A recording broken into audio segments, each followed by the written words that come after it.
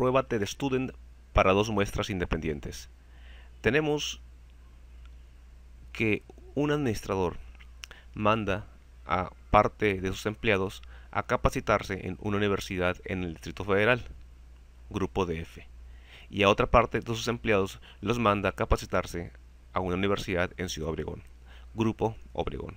Tenemos dos grupos, los cuales queremos comparar en los resultados que van a obtener en un examen de certificación. Posteriormente, pues, a ser capacitados el grupo DF en una universidad del DF y el grupo Obregón en una universidad de Ciudad Obregón, van a aplicar ambos grupos un examen de certificación y queremos comparar los resultados de ambos grupos para ver si existe diferencia significativa entre los dos grupos. Esto le permitirá al administrador de la empresa decidir si una universidad es mejor que la otra para los fines de capacitar a sus empleados rumbo al examen de certificación. En pantalla tenemos la base de datos de esta investigación. Tenemos tres variables: variable individuo, variable universidad y variable calificación. La variable de agrupación, la variable que me crea los grupos, es la variable universidad. Aquí vemos los dos grupos: 15 individuos en el grupo Universidad DF, es decir, los empleados que se capacitaron en el DF, y 15 individuos que se capacitaron en una universidad en Ciudad Obregón. Tenemos la tercera variable, calificación, que es la calificación que obtuvieron en el examen de certificación. Vamos a comparar, pues, si existe diferencia significativa entre calificaciones de la Universidad DF y las calificaciones de los alumnos que se capacitaron en la Universidad Ciudad Obregón. Nuestra prueba de hipótesis, pues, la realizaremos en los 5 pasos característicos de toda prueba de hipótesis. Paso número 1, redacción de la hipótesis estadística. Vamos a redactar, pues, la hipótesis alterna y la hipótesis nula. La hipótesis alterna quedaría de esta forma: existe una diferencia significativa entre las medias de calificaciones del grupo DF y la media de calificaciones del grupo en Ciudad Obregón. Como pueden ver, pues, en la hipótesis alterna existe una relación. Siempre la hipótesis alterna va en el sentido de que sí existe una relación o que sí existe una diferencia entre los grupos comparados. Y la hipótesis nula va en el sentido de que no existe una relación o de que son iguales los grupos comparados o las variables comparadas. Paso 2 de la prueba de hipótesis: determinar el nivel alfa. El nivel alfa es el porcentaje de error que estamos dispuestos a correr en la realización de nuestra prueba estadística. Generalmente, en las ciencias sociales se utiliza un nivel alfa del 5%, es decir, 0.05.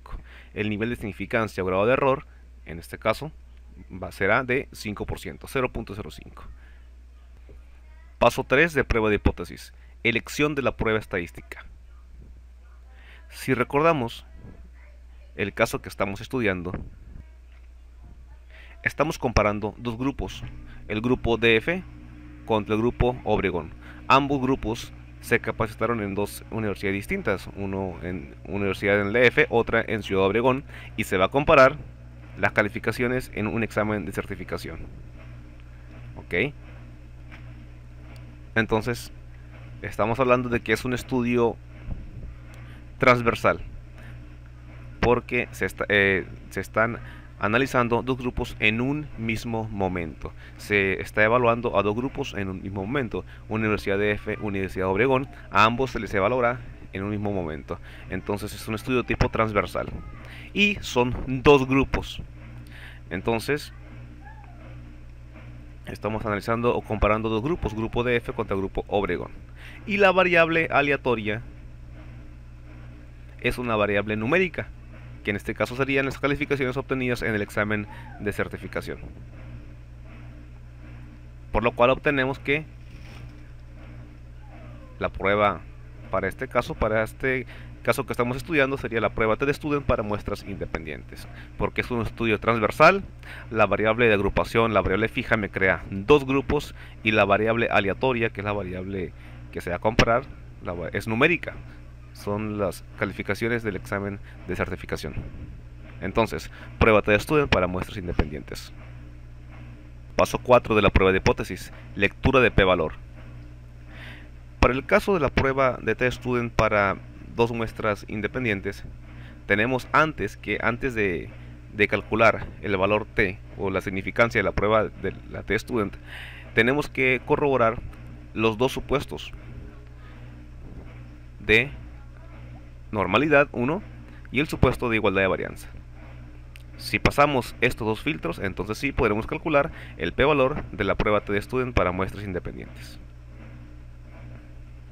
Es en este paso número 4 donde empezamos a utilizar el software SPSS, el software estadístico, para comprobar normalidad de la variable aleatoria. Siempre la normalidad se corrobora de la variable numérica. En este caso, las calificaciones del examen de certificación. Vamos pues al software. En SPSS vamos a corroborar si nuestra variable numérica aleatoria calificación se comporta normalmente. Para eso nos vamos al menú Analizar, Estadísticos Descriptivos, Explorar, Lista de variables dependientes. Aquí vamos a meter la variable aleatoria, la variable numérica, que es calificaciones obtenidas en el examen de certificación.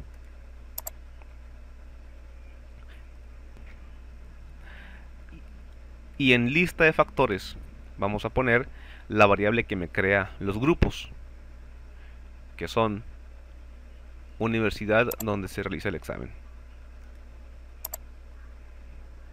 Entonces, variable fija acá en lista de factores, y lista de dependientes la variable aleatoria numérica, calificaciones. Nos vamos a gráficos y dentro de gráficos pedimos prueba de normalidad. Hacemos clic en el botón continuar, aceptar. Esperamos unos segundos y SPSS me realiza el estudio, algunas tablas, me dice que el 100% de mis casos son válidos, no hay valores perdidos. Aquí observamos la media de calificaciones en la Universidad DF.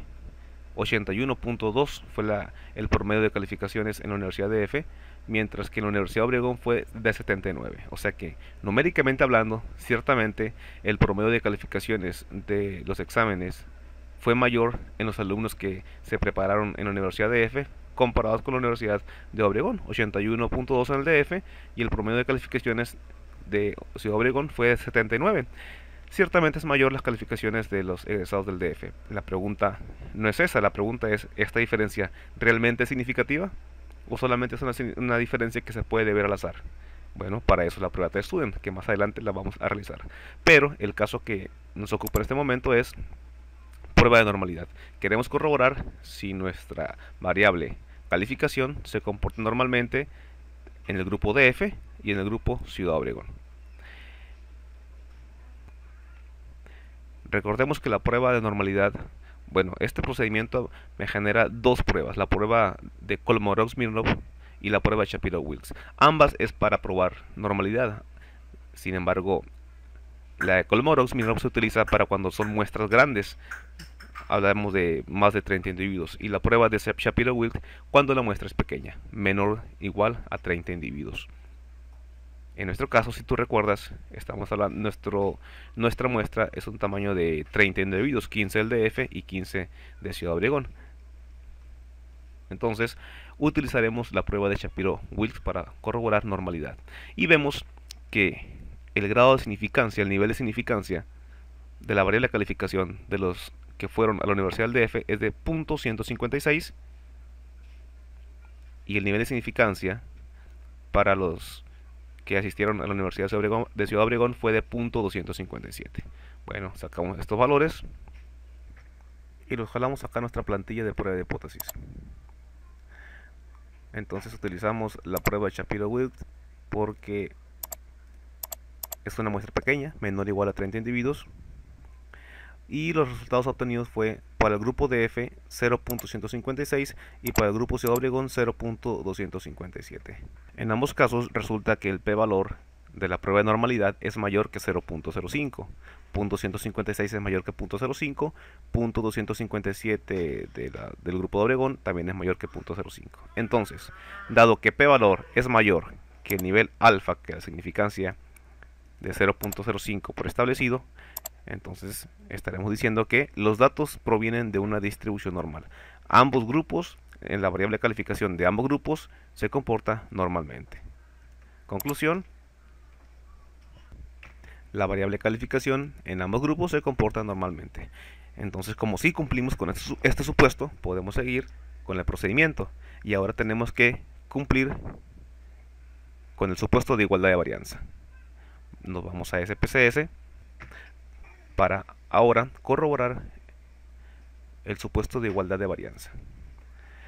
Y el supuesto de igualdad de varianza, SPSS lo calcula junto con la prueba testudent. Así que calculamos el valor testudent.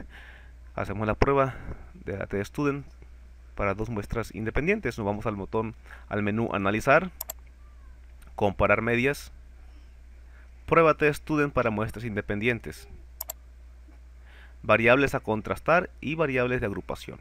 La variable que me crea los grupos viene siendo la variable universidad, donde se realizan la capacitación, y la variable para contrastar es mi variable numérica, es la calificación obtenida en el examen de certificación. Pero como pueden ver, la variable universidad me aparece con dos signos de interrogación.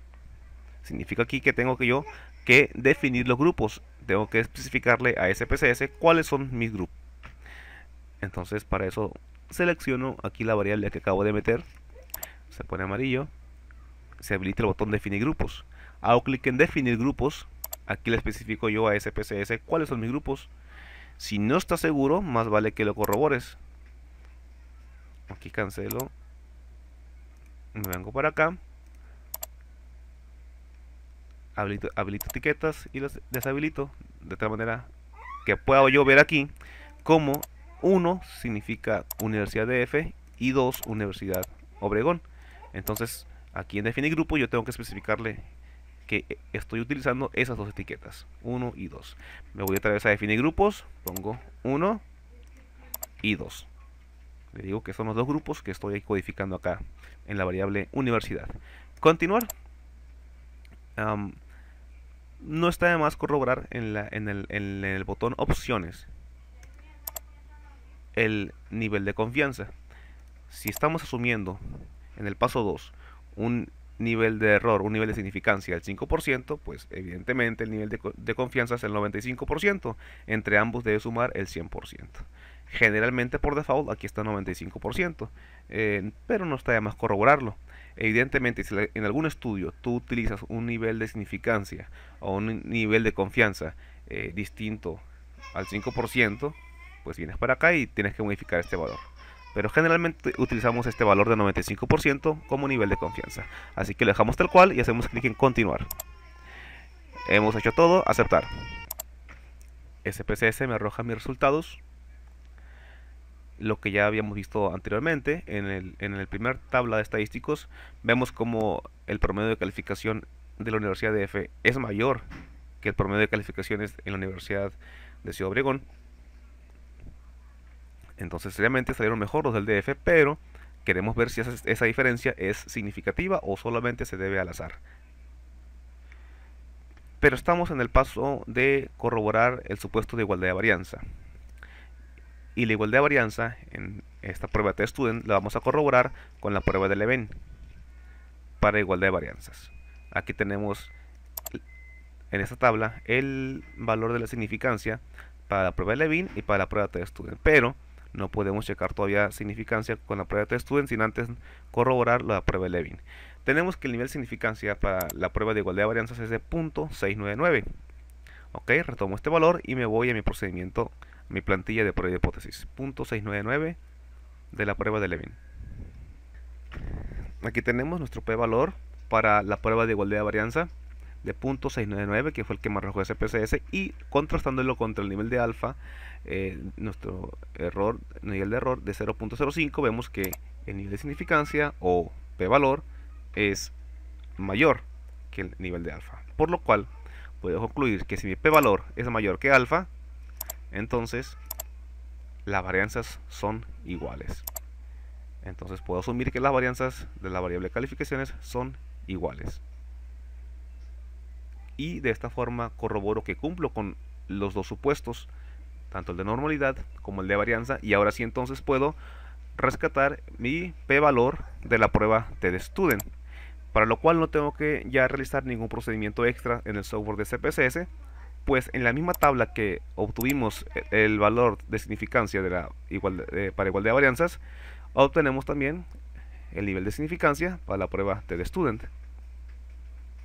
Pero si se dan cuenta, tenemos dos valores, uno que está en la fila de arriba y otro en la fila de abajo, que en este caso es el mismo valor.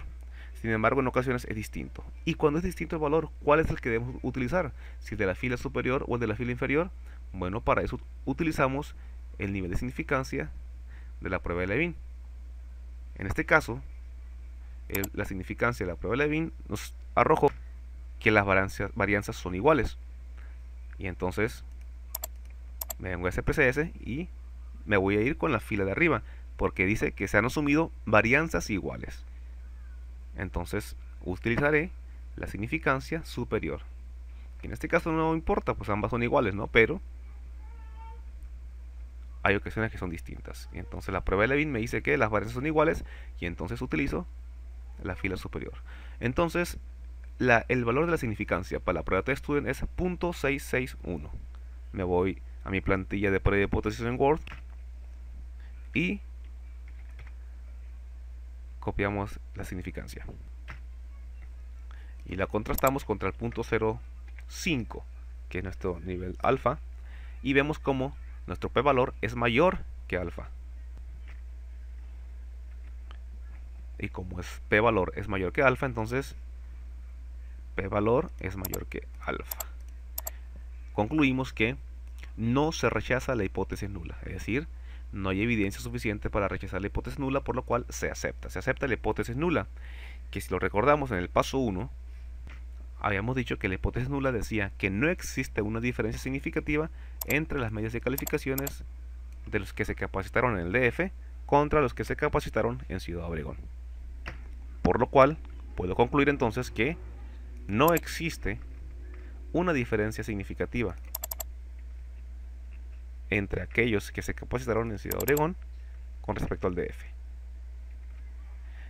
Como pudimos ver, sí realmente existe una diferencia de calificaciones en cuanto a los promedios. Sin embargo, esa diferencia pues no es significativa. Puede verse al azar.